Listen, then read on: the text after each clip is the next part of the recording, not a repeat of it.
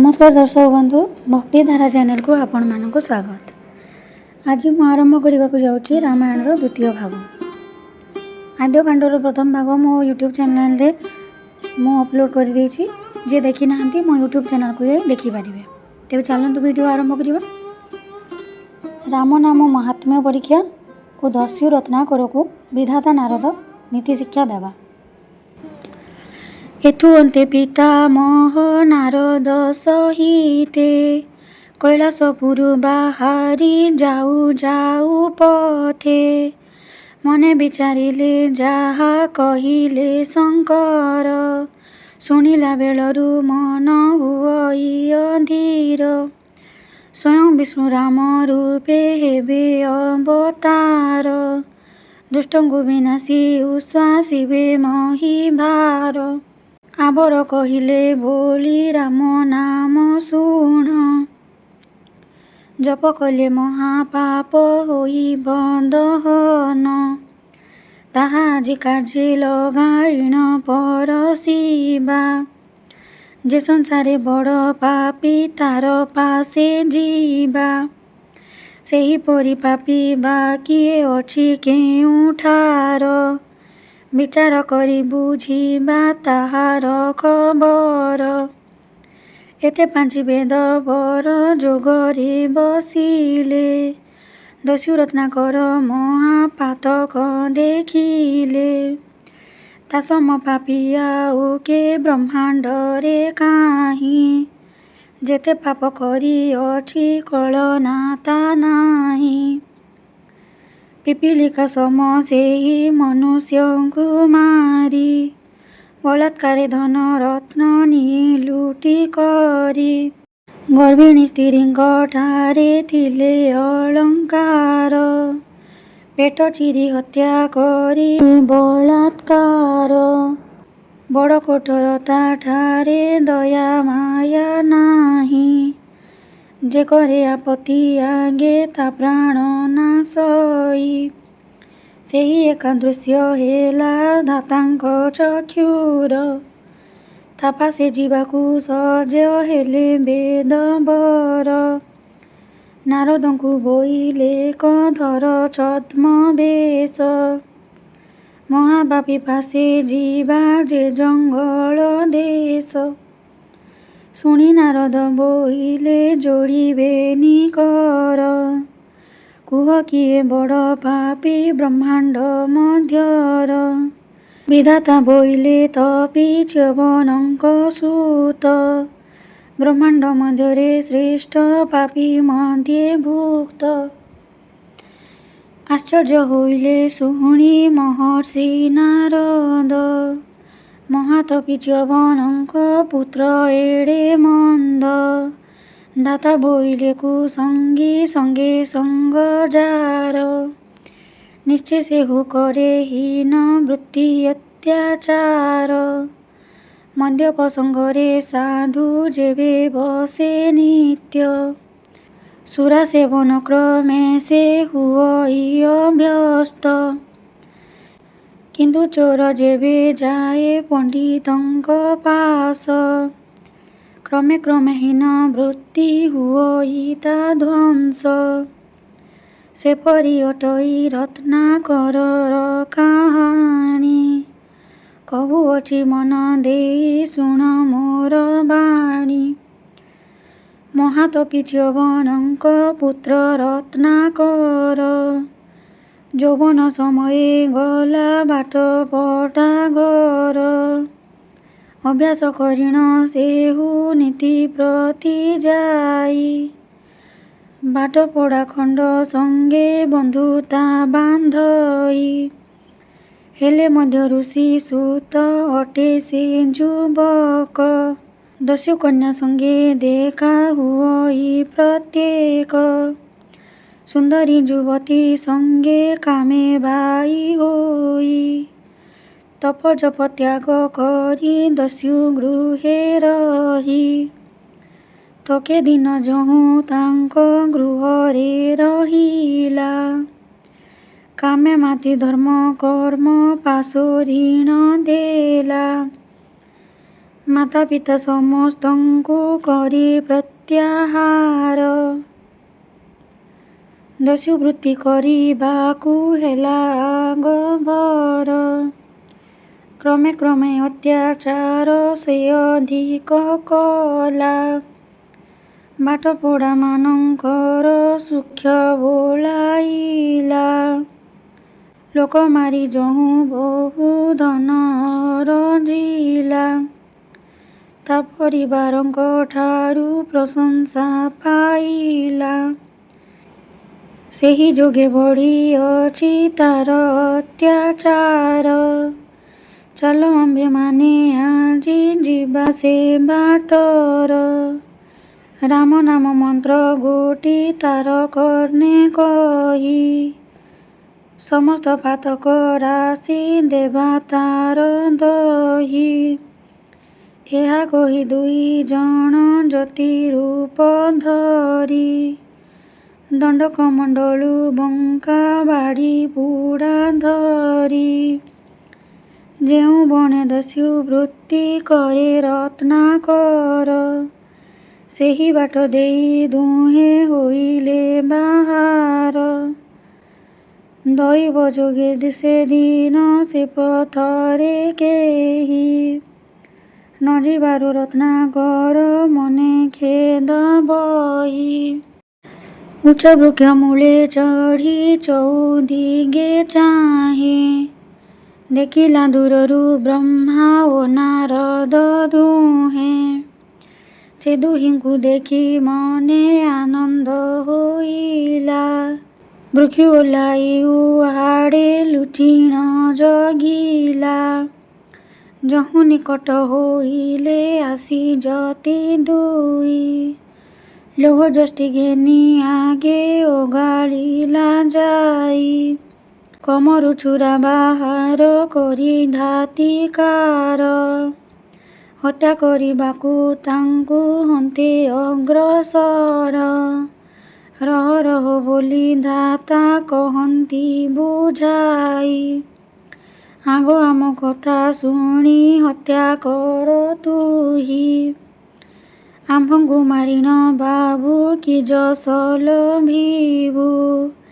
ଏ ଛାର ଜ୍ୟୋତିଙ୍କ ଠାରୁ କେତେ ବା ପାଇବୁ। ଲୋଟା କମ୍ବଳ ମାତ୍ରକ ସମ୍ବଳ ଆମ୍ଭର। ସେତିକିରେ କେତେ ଅର୍ଥ ହୋଇବ ତୋହର। ବିଧାତା ବଚନ ଶୁଣି ଚକ୍ଷୁ ଲାଲ କରି। ବୋଲେ ରତ୍ନାକର ଥାଉ ତୋର ବାହାଦୁରି। ସାରା ଦିନ ହେଲା ଆଜି ଚାହିଁ ଚାହିଁ ମୋହି। ଗୋଟିଏ ମାତ୍ର ପଥିକ କେହି ଦେଖା ନାହିଁ। ଜଗକୁ ହୋଇଲ ସିନା ତୁମେ ଦୁହେଁ ଦେଖା। ନୋହିଲେ ଘରକୁ ଯାଇଥାନ୍ତି ହୋଇ ଫାଙ୍କା। ନାହିଁ ମାମୁଁ ଠାରୁ କଣା ମାମୁଁ ଯେଉଁ ପରି। ତୁମ୍ଭ ଧନ ଆଜି ମୋର ଅଟେ ସେହିପରି। ଯେଣୁ ଏହି କାର୍ଯ୍ୟ ପେଶା ପ୍ରତିଦିନ ମୋର। ଅଳ୍ପ ବହୁତ କାହିଁକି କରିବି ବିଚାର। ସବୁଦିନ ଯାହା ନିଏ କରି ରୋଜଗାର। ପ୍ରତିପୋଷଣ ହୁଅନ୍ତି କୁଟୁମ୍ବ ମୋହର। ଆଜି ବି ସେମାନେ ମୋତେ ଥିବେ ବାଟ ଚାହିଁ। ତୁମ୍ଭଙ୍କୁ ମାରି ଜାନେବି ତାଙ୍କୁ ଦେବି ନେଇ। ବିଧାତା ବୋଇଲେ ବାବୁ ଶୁଣ ଏକ କଥା। ତାପରେ ଆମ୍ଭଙ୍କୁ ମାର ନାହିଁ ମାତ୍ର ଚିନ୍ତା। କିନ୍ତୁ ତା ଆଗୁ ଦିପଦ କହିବୁ ବୁଝାଇ। ସେତିକି ମାତ୍ରକ ତୁହି ଶୁଣ ମନ ଦେଇ। ରତ୍ନାକର ବୋଲେ କୁହ କି କଥା କହିବ। ଏତେ ଯେବେ କହିଲଣି କିଆଁ କାଟିଦେବା। ଦାତା ବୋଇଲେ ପ୍ରତ୍ୟହ ଜୀବ ମାରି ତୁହି। ଯେତେ ଧନ ନେଉ ତାହାକେ ଭୋଗ କରଇ। ରତ୍ନାକର ବୋଲେଛନ୍ତି ମୋର ପରିବାର, ଲୋକ ମାରି ଧନ ନିଏ ତାହାଙ୍କ ପାଶର। ପୁତ୍ର ପାରିଜା ମୋହର ଚଲନ୍ତି ସୁଖର, ତୁମ୍ଭେ ଯଦି ଜାଣିବ ବା କାହୁଁ ସେ ଖବର। ବିଧାତା ବୋଇଲେ ଯାହା କହିଲୁ ତା ସତ, ଗୋଟିଏ କଥା ଆମ୍ଭର କର କର୍ଣ୍ଣପାତ। ତୁ ତ ଜୀବ ହତ୍ୟା କରି ଦେଉଅଛୁ ଧନ, ସେମାନେ ଆନନ୍ଦେ କରୁଅଛନ୍ତି ଭୋଜନ। କିନ୍ତୁ ଜୀବ ବଧ କଲେ ହୁଏ ଯେଉଁ ଦୋଷ, ସେ ପାପ ମଧ୍ୟରୁ ସେହୁ ନେବେ କିଏ ଅଂଶ। ତାହେଲେ ସିନା ସେମାନେ ଅଟନ୍ତି ତୋହର, ନହିଲେ ବୃଥାରେ ତୁହି ବହୁ ପାପ ଭାର। ଦସ୍ୟୁ ରତ୍ନାକର ବୋଲେ ନିଶ୍ଚୟ ନିଶ୍ଚୟ, ହତ୍ୟା ପାପ ଭାଗ ନେବେ ନ କରିବେ ଭୟ। ଧନ ନେଉଅଛି ମୁହିଁ ତାହାଙ୍କର ପାଇଁ, ସେମାନେ ନେବାକୁ ପାପ କରିବେ କ ନାହିଁ। ବିଧାତା ବୋଇଲେ ଥରେ ପୁଛି ଆସ ଯାଇ, ତୋ କୁଟୁମ୍ବ ଯେବେ ନେବେ ପାତକ ମୁଣ୍ଡାଇ। ତାପରେ ଆସି ଆମ୍ଭର ପ୍ରାଣ ବିନାଶିବୁ, ଯାହା ଥିବ ଆମ୍ଭ ପାଶେ ଧନ ଘେନି ଯିବୁ।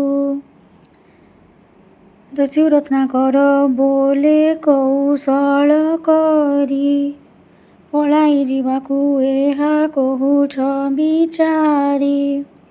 ଦାତା କହିଲେ ଆମ୍ଭକୁ ଶକ୍ତ କରି ତୁହି, ରଜ୍ଜୁରେ ବନ୍ଧନ କର ବୃକ୍ଷ ପରେ ନେଇ। ତାହେଲେ ମନୁ ତୋହର ଘୁଞ୍ଚିବ ସନ୍ଦେହ, ଫେରିଲେ ମାରିବୁ ଏହା ଅଟଇ ନିଶ୍ଚୟ। ଶୁଣି ରତ୍ନାକର ମନେ ପରତେ ବୋଇଲା, ରଜ୍ଜୁରେ ଦୁହିଁଙ୍କୁ ଶକ୍ତେ ଗଛରେ ବାନ୍ଧିଲା। ଆକଟ କରିଣ ତାଙ୍କୁ ତରତର ହୋଇ, ବାଟପଡ଼ା ସାହି ମଧ୍ୟେ ପ୍ରବେଶିଲା ଯାଇ। ଶାଶୁ ଶ୍ୱଶୁର ନିକଟେ ପ୍ରଥମେ ମିଳିଲା, ବିନୟ ହୋଇଣ ତାଙ୍କୁ ବଚନ ବୋଇଲା। ହେ ପିତା ମାତା ତୁମ୍ଭେ ଶୁଣ ମୋର ବାଣୀ, ଲୋକ ମାରି ଯେଉଁ ଧନ ଦିଏ ମୁହିଁ ଆଣି, ତାହାକୁ ତୁମ୍ଭେମାନେ କରୁଛ ଭକ୍ଷଣ। ସେ ପାପର ଭାର ଯାହା ନେବ କି ଆପଣ। ଶୁଣି ହସି ହସି ବାଣୀ ବୋଇଲେ ଶ୍ୱଶୁର, ମୁଁ ତୁମ୍ଭଙ୍କୁ ଶିଖାଉଛି ଏହି କାରବାର। ଆମ୍ଭର କନ୍ୟା ଯେହେତୁ କରିଛି ପ୍ରଦାନ, ସେ ଯୋଗେ ପ୍ରାପ୍ୟ ଆମ୍ଭର ଦେବ ତୁମ୍ଭେ ଧନ। କିନ୍ତୁ ତୁମ୍ଭ ପାପ ଭାଗ ନ ପାରିବୁ ନେଇ, ଏହି କଥା ଗୋଟି ସଫା ଦେଉଅଛି କହି। ଶାଶୁ ଶ୍ୱଶୁରଙ୍କ ଶୁଣି ନିଦାସ ବଚନ, ସେଠା ବରୁ ରତ୍ନାକର କରିଲା ଗମନ। ପୁତ୍ରମାନଙ୍କ ନିକଟେ ପ୍ରବେଶିଲା ଯାଇ, ସେହି ରୂପେ ତାହାଙ୍କୁ ସେ ପ୍ରଶ୍ନ କଲା ଯାଇ। ପୁତ୍ର ବୋଇଲେ ହେ ପିତା ତୁମ୍ଭର ବଚନ, ଶୁଣିନ ଆମ୍ଭର ମନ ହୁଅଇ ଉଦ୍ବିଗ୍ନ। ସଂସାର ନିୟମ ଯାହା ସେ କଥା ନ କହି, ଅକଥନ ବାଣୀ କିମ୍ପା କୁହ ପିତା ହୋଇ। ବାଲ୍ୟକାଳୁ ଯୌବନ ପର୍ଯ୍ୟନ୍ତ ଜନକ ସନ୍ତାନ ପାଳିବା ଅଟେ ନୀତି ଶାସ୍ତ୍ର ବାକ୍ୟ। ଆନ ଫନ୍ଦା ନ ଜାଣିଣ ତୁମ୍ଭେ ଲୋକ ମାର। ଆମ୍ଭେ କିମ୍ବା ଭୋଗୀ ହେବୁ ପାପରେ ପିଅର। ଯେ ପାପ କରଇ ତାହା ଆନ ନ ନିଅଇ। ଏକଥା ଗୋଟିକ ଶାସ୍ତ୍ର ବାକ୍ୟ ଯେ ଅଟଇ। ପୁତ୍ରଠୁ ନିରାଶ ବାଣୀ ଶୁଣି ରତ୍ନାକର। ଗୃହିଣୀ ପାଶରେ ଯାଇ ହୋଇଲା ହାଜର। ସ୍ତ୍ରୀଙ୍କୁ ବୋଇଲେ ତୁମ୍ଭେ ଶୁଣ ମୋ ବଚନ। ପ୍ରତିଦିନ ଲୋକ ମାରି ଆଣେ ଯେଉଁ ଧନ। ସେ ଧନ ତ ତୁମ୍ଭେ ମାନେ କରୁଛ ଆହାର। ଯାହା ପାପ ସେଥି ଭାଗ କେତେ ହେଁ ତୁମ୍ଭର। ରମଣୀ ବୋଇଲା ହସି କାନ୍ତ ମୁଖ ଚାହିଁ। ସ୍ତ୍ରୀ ଅର୍ଦ୍ଧାଙ୍ଗିନୀ ବୋଲି ପୁରାଣରେ କହି। ତୁମ୍ଭ ସୁଖ ଦୁଃଖ ମଧ୍ୟ ଅଧେ ଭାଗ ମୋର। କିନ୍ତୁ ଏ ପାପରେ ମୁହିଁ ନୁହେଁ ଅଂଶୀଦାର। ଯେହେତୁ ଗୃହିଣୀ କରି ରଖିଅଛ ଘର। ମୋତେ ପୋଷିବା ଦାୟିତ୍ୱ ଅଟଇ ତୁମ୍ଭର। ଲୋକ ମାରି ଚୋରି କରି କିବା ଖଟି କରି। ଆଣୁଅଛ ତାହା ମୁହିଁ ଜାଣେ ବା କିପରି। ଖାଇବା ଗଣ୍ଡାକ ଅଟେ କର୍ତ୍ତବ୍ୟ ମୋର। ଏ ପାପରେ ନ ହୋଇବି ମୁହିଁ ଭାଗୀଦାର। ପୁରୁଷ ହୋଇଣ ନାହିଁ ବିବେକ ତୁମ୍ଭର। ସେ ଯୋଗେ କରୁଛ ଏହି ହୀନ କାରବାର। ବୀର ପୁରୁଷ କଦାପି ଏହା ନ କରିବେ। ବେପାର ବଣିଜ କରି ଧନ ଅରଜିବେ। ତୁମ୍ଭ ପରି ନୀଚ ଲୋକ ହାତ ଧରି ମୁହିଁ। ହତାଶରେ ମୋର ସେ ଯେ ସମୟ କଟଇ। ଆକୁ ଜାଣିଥିଲେ ଏହି ପ୍ରକୃତି ତୁମ୍ଭର। କେବେ ହେଳେ ଧରି ନଥାନ୍ତି ତୁମ୍ଭର କର। ରମଣୀ ଧିକ୍କାର ବାଣୀ ଶୁଣି ରତ୍ନାକର। ଧୀରେ ଧୀରେ ବାହୁଡ଼ିଲା ଯତିଙ୍କ ପାଶର। ଲୌହଦଣ୍ଡ ଫିଙ୍ଗି ପାଦେ ପ୍ରଣିପାତ ହୋଇ। ତାହାଙ୍କୁ ବନ୍ଧନ ବୃକ୍ଷୁ ଦେଲା ଯେ ଫିଟାଇ। ପାଦ ତଳେ ପଡ଼ି ବୋଲେ ଅପରାଧୀ ମୁହିଁ। କ୍ଷମା କର ଦିବ୍ୟ ଜ୍ଞାନ ଦିଅ ହେ ବତାଇ। ଜୀବନେ ବହୁତ ପାପ କରିଅଛି ଯତି। ଉପାୟ ବତାଇ ମୋତେ କରିଦିଅ ମୁକ୍ତି। ଦାତା ବୋଇଲେ ନ କର ମନେ ଦୁଃଖ ତୁହି। ମୁକତିର ପଥ ଆମ୍ଭେ ଦେବା ଯେ ବତାଇ। ଏହା କହି ରତ୍ନାକର ବୋଇଲେ ବଚନ। ଶୀଘ୍ର ଏ ଝରଣା ମଧ୍ୟେ କର ତୁହି ସ୍ନାନ।